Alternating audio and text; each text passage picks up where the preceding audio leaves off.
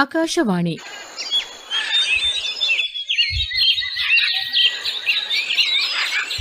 ಪಕ್ಷಿ ಪ್ರಪಂಚ ವಿಶೇಷ ಕಾರ್ಯಕ್ರಮ ಸರಣಿ ಪ್ರಸ್ತುತಪಡಿಸುತ್ತಾರೆ ಶ್ರೀನಿಧಿ ಹೆಬ್ಬಾರ್. ಎಲ್ಲರಿಗೂ ನಮಸ್ಕಾರ. ಪಕ್ಷಿ ಪ್ರಪಂಚ ಕಾರ್ಯಕ್ರಮಕ್ಕೆ ನಿಮ್ಮೆಲ್ಲರಿಗೂ ಆತ್ಮೀಯವಾದ ಸ್ವಾಗತ. ನಾನು ನಿಮ್ಮ ಪ್ರೀತಿಯ ಶ್ರೀನಿಧಿ ಹೆಬ್ಬಾರ್.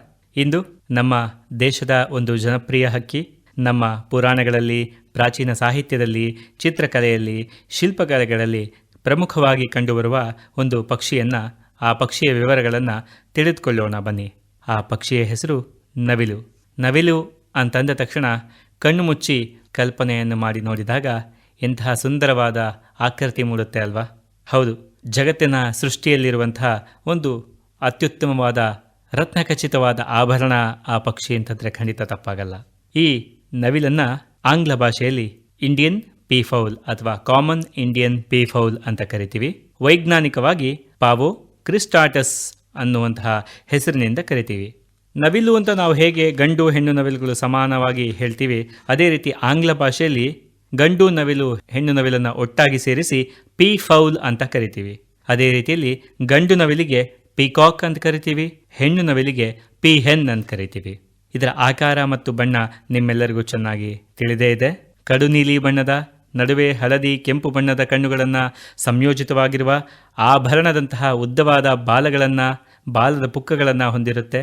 ಇಂತಹ ಸುಂದರವಾದ ಪುಕ್ಕಗಳನ್ನು ಬೀಸಣಿಗೆಯಂತೆ ಬಿಚ್ಚಿಕೊಂಡು ಹೆಣ್ಣು ಹಕ್ಕಿಗಳನ್ನು ಆಕರ್ಷಿಸಲು ಮಾಡುವಂತಹ ನೃತ್ಯ ಅತ್ಯಂತ ಮನಮೋಹಕವಾಗಿರುತ್ತೆ.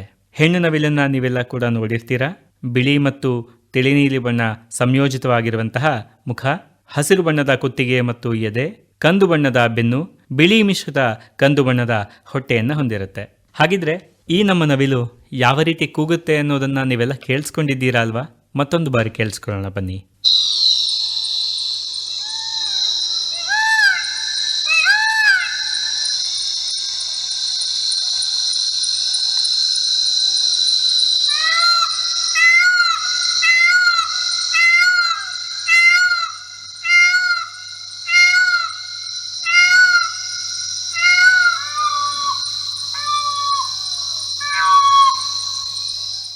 ಕೇಳಿದ್ರಿ ಅಲ್ವಾ? ಎಷ್ಟು ಸುಂದರವಾಗಿರುವಂತಹ ಸಂಗಾತಿಗಳ ನಡುವಿನ ಪ್ರಣಯದ ಮಾತುಕತೆಯನ್ನು ಕೇಳಿಸ್ಕೊಂಡ್ವಿ. ಮಳೆ ಬಿದ್ದಂತಹ ಸಂದರ್ಭದಲ್ಲಿ ತನ್ನ ದೂರದಲ್ಲಿರುವಂತಹ ಸಂಗಾತಿಯನ್ನು ಕರೆಯೋದಕ್ಕೆ ಯಾವ ರೀತಿಯ ಶಬ್ದವನ್ನು ಹೊರಡಿಸುತ್ತೆ ಅಂತ ಈಗ ನಾವು ಕೇಳಿಸ್ಕೊಂಡ್ವಿ. ನವಿಲು ಸಾಧಾರಣ 10ರಿಂದ 25 ವರ್ಷಗಳ ಕಾಲ ಸಾಧಾರಣವಾದ ಅಂದಾಜಿನಲ್ಲಿ ಬದುಕತ್ತೆ. ಸಂರಕ್ಷಿತ ವಲಯಗಳು ಅಂದರೆ ವೈದ್ಯಕೀಯ, ಆಹಾರ, ಪೌಷ್ಟಿಕಾಂಶಗಳು ಸಿಗುವಂತಹ ಪ್ರದೇಶದಲ್ಲಿ, ನಾವು ನೋಡಿಕೊಳ್ಳುವಂತಹ ಪ್ರದೇಶಗಳಲ್ಲಿ ಆದರೆ 40ರಿಂದ 50 ವರ್ಷಗಳವರೆಗೂ ಬದುಕಿರುವಂತಹ ಹಲವಾರು ಉದಾಹರಣೆಗಳು ನಮಗೆ ಸಿಗುತ್ತೆ. ನವಿಲು ಸಾಮಾನ್ಯವಾಗಿ ಸರ್ವಭಕ್ಷಕ ಅಥವಾ ಮಿಶ್ರಾಹಾರಿ ಪಕ್ಷಿ ಅಂತ ಕರಿಬೋದು. ಅದನ್ನು ಆಂಗ್ಲ ಭಾಷೆಯಲ್ಲಿ ಓಮ್ನಿವೋರ್ ಅಂತ ಕರಿತೀವಿ. ಈ ಪಕ್ಷಿಗಳ ಪ್ರಮುಖ ಆಹಾರ ಜೋಳದ ಕಾಳು, ಭತ್ತ, ಗೋಧಿ, ಸಜ್ಜೆ, ರಾಗಿ, ಸಿರಿಧಾನ್ಯಗಳನ್ನು ಸೇವಿಸುತ್ತೆ. ಹಾಗಾಗಿ ಇಷ್ಟೇ ಅಲ್ಲದೆ ಗೆದ್ದಲು ಹುಳ, ಇರುವೆಗಳು, ಜೀರುಂಡೆ, ಮಿಡತೆ, ಹಲ್ಲಿಗಳು, ಸಣ್ಣ ಕಪ್ಪೆಗಳು, ಸಣ್ಣ ಹಾವುಗಳು, ಓತಿಕ್ಯಾತಗಳು ಇವೆಲ್ಲವನ್ನು ಕೂಡ ಸೇವಿಸುತ್ತೆ. ಮರಿ ಹಾಕುವಂತಹ ಸಂದರ್ಭದಲ್ಲಿ ಈ ತರದ ಆಹಾರಗಳು ಅವಕ್ಕೆ ತುಂಬಾ ಪೌಷ್ಟಿಕಾಂಶಕ ಅತ್ಯವಶ್ಯಕ. ಕೆಲವಷ್ಟು ನ್ಯೂಟ್ರಿಯೆಂಟ್ಸ್ಗಳಿಗಾಗಿ ಬಾಳೆ, ದ್ರಾಕ್ಷಿ, ಅಂಜೂರ, ಬೆಟ್ಟದನಲ್ಲಿ, ಟೊಮೊಟೊ, ಕುಂಬಳಕಾಯಿ, ಚೀನಿಕಾಯಿ, ಕಡಲೆಕಾಯಿ, ಮೆಣಸಿನಕಾಯಿ ಇವೆಲ್ಲವನ್ನ ಅಷ್ಟೇ ಅಲ್ಲದೆ ಚೆಂಡು ಹೂವಿನ ಎಳೆಯ ಮೊಗ್ಗು, ಎಳೆಯ ಚಿಗುರುಗಳು ಹಾಗೂ ಹಲವಾರು ರೀತಿಯ ಬೀಜಗಳು, ಬೇಯಿಸಿರುವಂತಹ ಅನ್ನ, ಅಡುಗೆ ಮನೆಯ ಮುಸುರೆಯ ತ್ಯಾಜ್ಯ ಪದಾರ್ಥಗಳನ್ನು ಕೂಡ ಸೇವಿಸುತ್ತೆ. ಹಾವುಗಳನ್ನು ನವಿಲುಗಳು ತಿನ್ನುತ್ತೆ ಅಂತ ನಾವು ಹೇಳಿದ್ವಿ. ಆದರೆ ಹಾವುಗಳಲ್ಲಿ ಬಹಳಷ್ಟು ಮುಖ್ಯವಾಗಿ ಗರಗಸ ಮಂಡಲ, ಕೊಳಕು ಮಂಡಲ ಈ ಥರದ ಹಾವುಗಳನ್ನು ಪಿಟ್ ವೈಪರ್ ಅಥವಾ ರಸಲ್ ವೈಪರ್ ಅಂತ ಕರಿತೀವಿ. ಈ ಥರದ ಹಾವುಗಳನ್ನು ಕೂಡ ಹೆಚ್ಚಾಗಿ ಸೇವಿಸುತ್ತೆ. ಜನವರಿಯಿಂದ ಅಕ್ಟೋಬರ್ವರೆಗೂ ನವಿಲು ಮೊಟ್ಟೆ ಇಡುವಂತಹ ಕಾಲ. ನೆಲದ ಸಮಾನಾಂತರವಾದ ಪ್ರದೇಶದಲ್ಲೇ ಹುಲ್ಲು, ಕಡ್ಡಿ, ಎಲೆ, ಸಿಬಿರು ಇವುಗಳನ್ನು ಸೇರಿಸಿ ಗೂಡನ್ನು ತಯಾರಿಸುತ್ತೆ. ಹೆಣ್ಪಕ್ಷಿ ಸಾಧಾರಣವಾಗಿ 3ರಿಂದ 8 ಸಂಪೂರ್ಣ ವೃತ್ತಾಕಾರ ಗೋಲಿಯಾಕಾರದ ಮೊಟ್ಟೆಗಳನ್ನು ಇಡುತ್ತೆ. ಈ ಮೊಟ್ಟೆಗಳು ಮಸುಕಾಗಿರುವಂತಹ ಬಿಳಿ ಬಣ್ಣದ ಹೊಳಪನ್ನು ಹೊಂದಿರುವಂತಹ ಮೊಟ್ಟೆಗಳಾಗಿರುತ್ತೆ. ಈ ಮೊಟ್ಟೆಗಳ ಮೇಲ್ಭಾಗದಲ್ಲಿ ಸಣ್ಣ ಸಣ್ಣ ರಂಧ್ರ ಅಥವಾ ಹೊಂಡ ಅಂತ ಕರಿಬಹುದು. ಆ ಥರದ ರಂಧ್ರಗಳಿಂದ ಕೂಡಿರುವಂತಹ ದಪ್ಪ ಚಿಪ್ಪಿನಿಂದ ಈ ಮೊಟ್ಟೆಗಳು ಆವೃತವಾಗಿರುತ್ತೆ. ಮೊಟ್ಟೆಗಳು ಈ ಮಸುಕಾಗಿರುವಂತಹ ಬಿಳಿ ಬಣ್ಣದಿಂದ ಕೆಲವೇ ದಿನಗಳಲ್ಲಿ ಕೆಂಪು ಮಿಶ್ರಿತ ಕಂದು ಬಣ್ಣಕ್ಕೆ ಬದಲಾವಣೆಯನ್ನು ಹೊಂದುತ್ತೆ. ಹೆಣ್ಣು ಹಕ್ಕಿಗಳು ಸ್ವಾಭಾವಿಕವಾಗಿ 28ರಿಂದ 30 ದಿವಸಗಳವರೆಗೆ ಕಾವನ್ನ ಕೊಡುತ್ತೆ ಮೊಟ್ಟೆಗಳಿಗೆ. ನವಿಲು ಬಹುಸಂಗಾತಿ ಪಕ್ಷಿ. ಹಾಗಾಗಿ ಈ ಎಲ್ಲ ಮೊಟ್ಟೆಗಳಿಗೆ ಕಾವು ಕೊಡುವಂತಹ, ಮೊಟ್ಟೆಗಳನ್ನು ಮರಿಯಾಗಿಸಿ ಮರಿಗಳಿಗೆ ಆಹಾರ, ಹಾರುವ ಎಲ್ಲ ಪ್ರಯತ್ನಗಳನ್ನು ಕಲಿಸುವಂಥದ್ದು ಹೆಣ್ಣು ಹಕ್ಕಿಯೇ. ಹಾಗಾಗಿ ನವಿಲಿಗೆ ನಾವು ಬಹುಸಂಗಾತಿ ಪಕ್ಷಿ ಅಥವಾ ಪಾಲಿಗಾಮಸ್ ಅಂತ ಕರಿತೀವಿ. ನವಿಲುಗಳು ಸಾಧಾರಣ ಭಾರತ, ಶ್ರೀಲಂಕಾ, ಬರ್ಮಾ, ಪಾಕಿಸ್ತಾನ, ಬಾಂಗ್ಲಾದೇಶ, ನೇಪಾಳ ಇನ್ನೂ ಹಲವಾರು ಪ್ರದೇಶಗಳಲ್ಲಿ ಕಾಣಿಸುತ್ತೆ. ನಿಮಗೆಲ್ಲ ಗೊತ್ತಿದ್ದಾಗೆ ನವಿಲು ಸಾಧಾರಣ ನೆಲದಲ್ಲಿ ನಡೆಯುತ್ತಾ ಹೋಗುತ್ತೆ, ತುಂಬ ದೂರ ಎಲ್ಲ ಹಾರೋದಿಲ್ಲ ಅಂತೆಲ್ಲ ನಾವು ಅಂದ್ಕೊಂಡಿದ್ದೀವಿ. ಆದರೆ ನಮ್ಮ ಅಭಿಪ್ರಾಯ ಖಂಡಿತ ತಪ್ಪು. ಯಾಕಂದರೆ ನವಿಲುಗಳು ಸಾಧಾರಣ ಸ್ವಾಭಾವಿಕವಾಗಿ ಹೆಚ್ಚು ದೂರ ನಡೆಯುತ್ತೆ. ಆದರೆ ಒಮ್ಮೆ ಹಾರಬೇಕು ಅಂತ ಮನಸ್ಸು ಮಾಡಿ ಹಾರಿದರೆ ಬಹಳಷ್ಟು ದೂರ ಹಾರುವಂಥ ಶಕ್ತಿ, ಸಾಮರ್ಥ್ಯ ಎರಡೂ ಕೂಡ ನವಿಲಿಗೆ ಇದೆ. ನಿಮಗೆಲ್ಲ ಗೊತ್ತಿದ್ದ ಹಾಗೆ ನವಿಲು ನಮ್ಮ ರಾಷ್ಟ್ರಪಕ್ಷಿ. ಅದಲ್ಲದೆ ಹಲವಾರು ಪುರಾಣ, ಕಲೆ, ಕಾವ್ಯ, ಜಾನಪದ ಸಂಗೀತ, ಸಂಪ್ರದಾಯಗಳಲ್ಲಿ ತನ್ನ ಮುಖ್ಯವಾದ ಉಲ್ಲೇಖವನ್ನು ಮಾಡಿದೆ. ನಮ್ಮ ಹಿಂದೂ ಪುರಾಣಗಳಲ್ಲಿ ಶಿವನ ಮಗನಾಗಿರುವಂತಹ ಸ್ಕಂದ ಅಥವಾ ಕಾರ್ತಿಕೇಯನ ವಾಹನವಾಗಿ ನವಿಲು ಗುರುತಿಸಿಕೊಂಡಿದೆ. ಆ ಸ್ಕಂದದೇವನ ವಾಹನದ ಹೆಸರು ಪರವಾಣಿ ಅಂತ. ಅದಷ್ಟೇ ಅಲ್ಲದೆ ಮಹಾಭಾರತದ ಶ್ರೇಷ್ಠ ಪುರುಷ ಶ್ರೀಕೃಷ್ಣನ ಕಿರೀಟದಲ್ಲೂ ಸಹ ಸದಾ ರಾರಾಜಿಸುವ ಆಭರಣವಾಗಿ ನವಿಲುಗರಿ ಸ್ಥಾನವನ್ನು ಪಡೆದುಕೊಂಡಿದೆ. ಮತ್ತೆ ರಾಮಾಯಣದಲ್ಲಿ ನಾವು ಹುಡುಕ್ತಾ ಹೋಗೋದಾದರೆ ಇಂದ್ರನು ರಾವಣನಿಗೆ ಹೆದರುಕೊಂಡು ನವಿಲಿನ ರೆಕ್ಕೆಯ ಕೆಳಗೆ ಆಶ್ರಯವನ್ನು ಪಡೆದಿದ್ದನಂತೆ. ಹಾಗಿದ್ದರಿಂದಲೇ ನವಿಲಿಗೆ ಇಂದ್ರ ವರವನ್ನು ಕೊಡ್ತಾನೆ. ಸುಂದರವಾದ 1000 ಕಣ್ಣಿನ ಆಕಾರವನ್ನ, ಸರ್ಪಗಳಿಂದ ಅಭಯವನ್ನ ಇಂದ್ರನು ವರವಾಗಿ ನವಿಲುಗಳಿಗೆ ನೀಡಿದನು ಎಂಬುದು ರಾಮಾಯಣದ ಉಲ್ಲೇಖ. ಬೌದ್ಧ ಧರ್ಮದ ಶಾಸ್ತ್ರಗಳಲ್ಲಿ, ಅದರಲ್ಲೂ ಮುಖ್ಯವಾಗಿ ತತ್ವಶಾಸ್ತ್ರದಲ್ಲಿ ನವಿಲು ಅತ್ಯಂತ ಬುದ್ಧಿವಂತಿಕೆಯ ಪ್ರತೀಕ, ಅತ್ಯಂತ ಬುದ್ಧಿವಂತಿಕೆಯ ಪಕ್ಷಿ ಅಂತ ಬೌದ್ಧ ಧರ್ಮ ಹೇಳುತ್ತೆ. ಆಯುರ್ವೇದ, ಜಾನಪದ, ಔಷಧೀಯ ಪ್ರಕಾರಗಳಲ್ಲಿ ಪರಿಹಾರವಾಗಿ ಹಾವಿನ ವಿಷಕ್ಕೆ ಪ್ರತಿವಿಷವಾಗಿ ನವಿಲಿನ ಪಕ್ಷಿಯ ಬೇರೆ ಬೇರೆ ದೇಹದ ಭಾಗಗಳನ್ನು ಹಲವಾರು ಉಪಯೋಗಗಳಿಗೆ ಉಪಯೋಗಿಸ್ತಾ ಇದ್ರು ಅಂತ ಉಲ್ಲೇಖವನ್ನು ಮಾಡ್ತಾರೆ. ಯಹೂದಿಯರಲ್ಲಿ ಚಿನ್ನದ ನವಿಲು ಅಶ್ಕೆನಾಜಿ ಯಹೂದಿ ಅನ್ನುವಂತಹ ಸಂಸ್ಕೃತಿಯ ಸಂಕೇತ ಅಂತ ಇವತ್ತಿಗೂ ಕೂಡ ಪರಿಗಣಿಸ್ತಾರೆ.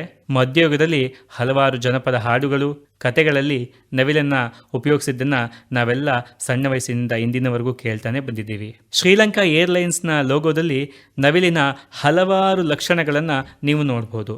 ಆಂಗ್ಲ ಭಾಷೆಯಲ್ಲಿ ಹೆಚ್ಚಾಗಿ ಐರೋಪ್ಯ ದೇಶಗಳಲ್ಲಿ ಉಪಯೋಗಿಸುವಂತಹ ಪಿಕಾಕಿಂಗ್ ಎನ್ನುವಂತಹ ಪದ ನಮ್ಮ ನವಿಲಿನಿಂದ ಬಂದಿದ್ದು. ಅದರ ಅರ್ಥ ಕೂಡ ತುಂಬಾ ಚೆನ್ನಾಗಿದೆ. ಹೆಮ್ಮೆಯನ್ನು ನೀಡುವ, ವಸ್ತ್ರ ವಿನ್ಯಾಸಕ್ಕೆ ಹೆಚ್ಚಿನ ಗಮನವನ್ನ ನೀಡುವಂತಹ ವ್ಯಕ್ತಿಯನ್ನ ಸೂಚಿಸೋದಕ್ಕೆ ಪಿಕಾಕಿಂಗ್ ಅನ್ನುವಂತಹ ಪದವನ್ನ ಬಳಸ್ತೀವಿ. ನವಿಲುಗಳಲ್ಲಿ ನಿಮ್ಗೆ ಇನ್ನೂ ಒಂದು ಅಚ್ಚರಿ ಹುಟ್ಟಿಸುವಂತಹ ವಿಶೇಷವನ್ನ ಹೇಳ್ತೀನಿ. ನಮ್ಮ ನವಿಲು ಏಕಸಂಗಾತಿಯಲ್ಲ, ಅದರ ಬದಲಾಗಿ ಬಹುಸಂಗಾತಿಯನ್ನ ಹೊಂದಿರುವ ಪಕ್ಷಿ. ಯಾಕೆ ಈ ತರದ ನಡವಳಿಕೆಗಳಲ್ಲಿ ಬದಲಾವಣೆ ಆಗುತ್ತೆ?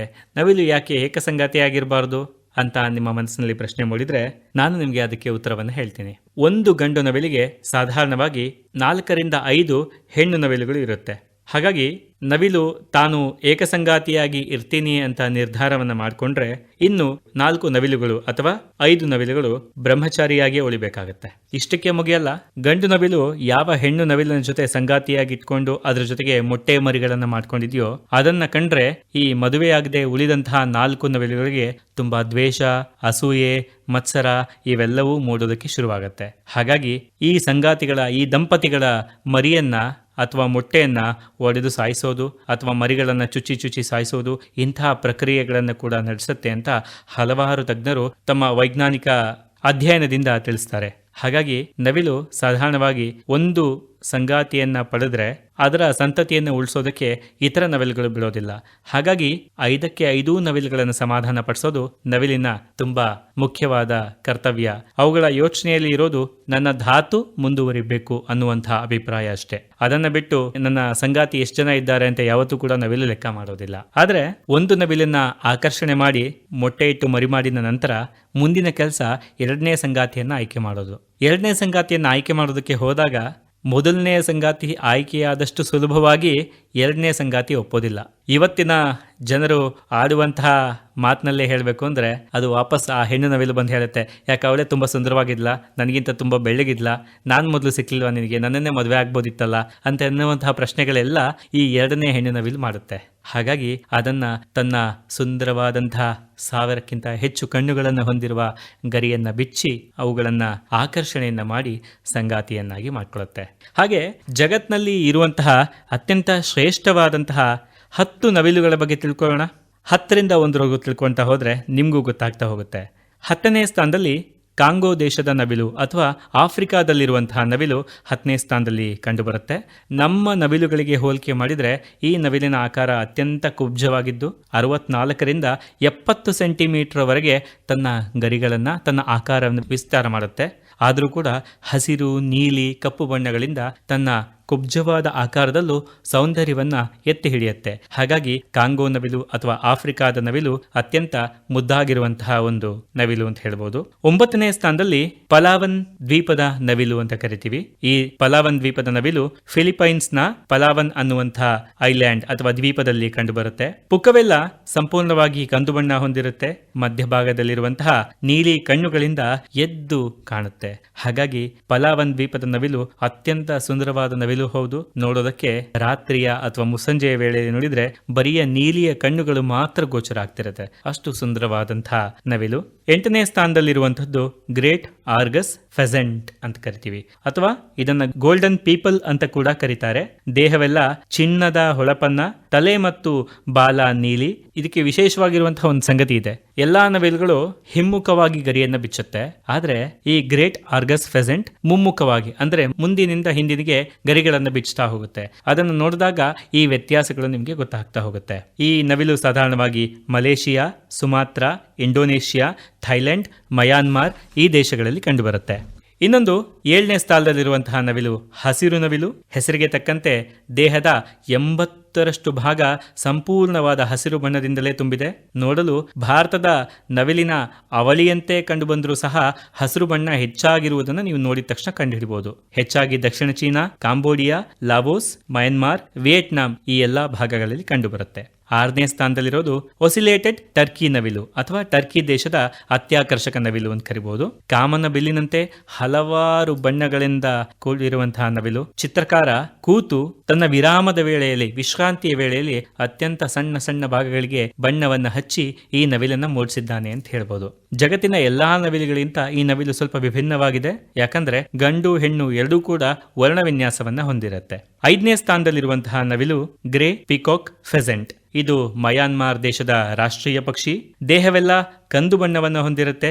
ಬೆನ್ನಿನಲ್ಲಿ ನೀಲಿ ಕಣ್ಣುಗಳನ್ನ, ಹಾಗೆ ಬಾಲದಲ್ಲಿ ಹಸಿರು ಕಣ್ಣುಗಳನ್ನ ಹೊಂದಿರುತ್ತೆ. ನೀವು ಸಾಧಾರಣವಾಗಿ ಓಡಾಡ್ಬೇಕಾದ್ರೆ ಸಾಮಾನ್ಯವಾಗಿರುವಂತಹ ಕಂದು ಬಣ್ಣದ ಪಕ್ಷಿ ಅನ್ಸುತ್ತೆ, ಆದರೆ ರೆಕ್ಕೆಯನ್ನ ಬಿಚ್ಚಿದಾಗ ಅದರ ವರ್ಣ ವಿನ್ಯಾಸವನ್ನ ನೀವು ಕಾಣಬಹುದು. 4ನೇ ಸ್ಥಾನದಲ್ಲಿ ಮಲೇನ್ ಪಿಕಾಕ್ ಫೆಸೆಂಟ್ ಅಂತ ಕರಿತೀವಿ. ಮಲೇನ್ ಪಿಕಾಕ್ ಫೆಸೆಂಟ್ ನೋಡೋದಕ್ಕೆ ಮಯನ್ಮಾರ್ ದೇಶದ ಗ್ರೇ ಪಿಕಾಕ್ ತರನೇ ಕಾಣುತ್ತೆ, ಅಥವಾ ಕಂದು ಬಣ್ಣದ ನವಿಲಿನ ತರನೇ ಕಾಣುತ್ತೆ. ಆದ್ರೂ ಇದರ ವಿನ್ಯಾಸ ಸ್ವಲ್ಪ ಬೇರೆ ರೀತಿಯಲ್ಲೇ ಇದೆ. ದೇಹವೆಲ್ಲ ನೀಲಿ ಮಿಶ್ರಿತ ನೇರಳೆ ಬಣ್ಣದಿಂದ ಹೊಂದಿದೆ. ಹಾಗಾಗಿ ಇದನ್ನು ನೋಡೋದಕ್ಕೆ ಅದು ಕಂದು ಬಣ್ಣದಲ್ಲಿರುತ್ತೆ, ಇದು ನೀಲಿ ಮಿಶ್ರಿತ ನೇರಳೆ ಬಣ್ಣ ಹೊಂದಿರೋದ್ರಿಂದ ವ್ಯತ್ಯಾಸಗಳು ನಿಮಗೆ ಸುಲಭವಾಗಿ ಗೊತ್ತಾಗುತ್ತೆ. ಇದು ಮಲೇಷಿಯಾ ಮತ್ತು ದಕ್ಷಿಣ ಥೈಲ್ಯಾಂಡ್ ಭಾಗದಲ್ಲಿ ಮಲೇನ್ ಪಿಕಾಕ್ ಫೆಸೆಂಟ್ ಕಂಡುಬರುತ್ತೆ. ಹಾಗೆ ನೀವೆಲ್ಲ ಕೇಳಿರ್ತೀರಾ, 3ನೇ ಸ್ಥಾನದಲ್ಲಿರೋದು ಬಿಳಿ ಬಣ್ಣದ ನವಿಲು. ಸಂಪೂರ್ಣವಾಗಿ ಯಾವುದೇ ಒಂದು ಬಣ್ಣದ ಒಂದು ಸಣ್ಣ ಚುಕ್ಕಿಯೂ ಇಲ್ಲದೆ ಇಡೀ ನವಿಲು ಸಂಪೂರ್ಣ ಬಿಳಿ ಬಣ್ಣವನ್ನ, ಶ್ವೇತವರ್ಣವನ್ನ ಹೊಂದಿರುತ್ತೆ. ಇದಕ್ಕೆ ಮುಖ್ಯವಾದ ಕಾರಣ ಆ ಮೆಲನಿನ್ಗಳಲ್ಲಿ ಉಂಟಾಗುವಂತಹ ವ್ಯತ್ಯಾಸದಿಂದ ಈ ಪಕ್ಷಿಯ ಬೇರೆಲ್ಲ ಬಣ್ಣಗಳು ಮರೆಯಾಗಿ ಅಲ್ಲಿ ಬಿಳಿ ಬಣ್ಣ ಸಂಪೂರ್ಣವಾಗಿ ಮುಚ್ಚಿಕೊಳ್ಳುತ್ತೆ. ಹಾಗಾಗಿ ಈ ಪಕ್ಷಿ ಭಾರತ, ಯುನೈಟೆಡ್ ಕಿಂಗ್ಡಮ್, ಆಸ್ಟ್ರೇಲಿಯಾ ಈ ಎಲ್ಲಾ ದೇಶಗಳ ಭಾಗಗಳಲ್ಲಿ ಹೆಚ್ಚಾಗಿ ನೀವು ಈ ಪಕ್ಷಿಯನ್ನ ನೋಡಬಹುದು. 2ನೇ ಸ್ಥಾನದಲ್ಲಿರೋದು ಚಿನ್ನದ ನವಿಲು ಅಥವಾ ಗೋಲ್ಡನ್ ಪಿಕಾಕ್ ಅಥವಾ ಗೋಲ್ಡನ್ ಪೀ ಫೌಲ್ ಅಂತ ಕರಿತೀವಿ. ದೇಹವೆಲ್ಲ ಸಂಪೂರ್ಣ ನೀಲಿ ಬಣ್ಣದಲ್ಲಿರುತ್ತೆ. ರೆಕ್ಕೆ ಪುಕ್ಕಗಳು ಚಿನ್ನದ ಬಣ್ಣವನ್ನ ಹೊಂದಿರುತ್ತೆ. ಇಲ್ಲಿ ವಿಶೇಷ ಅಂತಂದ್ರೆ ಗರಿ ಬಿಚ್ಚಿದಾಗ ಚಿನ್ನದ ಬಣ್ಣವನ್ನು ನೋಡೋದೇ ಒಂದು ಮಜವಾದ ಸಂಗತಿ ಅಂತ ಹೇಳ್ಬೋದು. ಈ ಚಿನ್ನದ ನವಿಲಿನಲ್ಲಿ ಎರಡು ರೀತಿಯ ವ್ಯತ್ಯಾಸಗಳು ಕಂಡುಬರುತ್ತೆ. ಒಂದು ನೀಲಿ ಬಣ್ಣದ್ದು, ಇನ್ನೊಂದು ಹಸಿರು ಬಣ್ಣದ್ದು. ಇಲ್ಲಿ ನೀಲಿ ಬಣ್ಣದ ನವಿಲು ನೀಲಿ ದೇಹ ಹಾಗೂ ಚಿನ್ನದ ಆ ಗರಿಗಳ ಒಳಗಡೆ ನೀಲಿ ಬಣ್ಣದ ಕಣ್ಣುಗಳನ್ನು ಹೊಂದಿರುತ್ತೆ. ಅದೇ ಹಸಿರು ಬಣ್ಣದ ದೇಹ, ಒಳಗಡೆ ಇರುವಂತಹ ಕಣ್ಣುಗಳು ಕೂಡ ಹಸಿರು ಬಣ್ಣವನ್ನ ಹೊಂದಿರುತ್ತೆ. ಆಶ್ಚರ್ಯವಾದ ಸಂಗತಿ ಏನ್ ಗೊತ್ತಾ, ಇವುಗಳ ಮೊಟ್ಟೆ ಕೂಡ ಸಂಪೂರ್ಣವಾಗಿ ಚಿನ್ನದ ಮೊಟ್ಟೆಗಳಂತೆ ಕಾಣುತ್ತೆ. ಈ ಚಿನ್ನದ ನವಿಲು ಭಾರತ ಮತ್ತು ಶ್ರೀಲಂಕಾದಲ್ಲಿ ಹೆಚ್ಚಾಗಿ ಕಂಡುಬರುತ್ತೆ. ಹಾಗಿದ್ರೆ ಜಗತ್ತಿನ 10 ಮುಖ್ಯವಾದ ನವಿಲುಗಳಲ್ಲಿ ಮೊದಲನೇ ಸ್ಥಾನ ಯಾವ್ದಿರ್ಬೋದು? ಖಂಡಿತ ನಮ್ಮ ಭಾರತದ ನೀಲಿ ಬಣ್ಣದ ನವಿಲು ಈ ಎಲ್ಲ ನವಿಲುಗಳಿಗಿಂತ ಅತ್ಯಂತ ಸುಂದರವಾದ ನವಿಲು ಅಂತ ಹೇಳ್ಬೋದು. ಒಂದು ಸಾರಿ ತನ್ನ ರೆಕ್ಕೆಗಳನ್ನ ಬಿಚ್ಚಿ ತನ್ನ ನರ್ತನವನ್ನು ಶುರು ಮಾಡ್ತು ಅಂತಂದಾಗ ನಾವು ಉಸಿರಾಡೋದನ್ನೇ ಮರ್ತು ಹೋಗ್ತೀವಿ ಅಂತ ಹೇಳ್ಬೋದು. ಅಷ್ಟು ಸುಂದರವಾದಂತಹ ನೋಟ ನಮ್ಮ ಕಣ್ಮುಂದೆ ಬರುತ್ತೆ. ಹಾಗಾಗಿ ನವಿಲು ಅಂತಂದ ತಕ್ಷಣ ಈ ಎಲ್ಲ ವಿಚಾರಗಳು ನಿಮಗೆ ತಿಳಿಬೇಕು, ನಿಮ್ಮ ಮಕ್ಕಳಿಗೆ ತಲುಪಿಸ್ಬೇಕು. ಇದು ಈ ಪಕ್ಷಿ ಪ್ರಪಂಚ ಸಂಚಿಕೆಯ ಉದ್ದೇಶ. ಇಲ್ಲಿಗೆ ಇಂದಿನ ಸಂಚಿಕೆಯನ್ನ ಮುಗಿಸೋಣ. ಧನ್ಯವಾದಗಳು.